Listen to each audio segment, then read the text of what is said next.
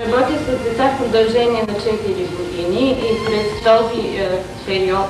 не кратък, мога да кажа, че децата много по-бързо усвояват преподадената лексика, преподадения граматичен материал, както и развиват свободни говорни умения и това, за което всички възрастни могат да им завидят, усет към английския език. Въпреки че на по-ранна възраст децата идват при нас по желание на родителите, след година или две те самите вече проявяват желание да учат при нас. И това предполагам, че се дължи както на уменията на преподавателите, така и на начина, по който се поднася преподавания материал.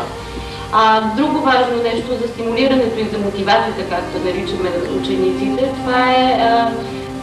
това са учебниците, които представляват голям интерес за децата, тъй като те отговарят на възрастовите им интереси, стимулира ги не само да развиват речта си, но и да мислят. И освен това ги запознават с културата на английския народ и на англоговорящите страни. Друго много важно нещо за учебниците, по които аз работя, е, че развиват неусетно и безболезнено децата умения, които им помагат при полагането на изпитите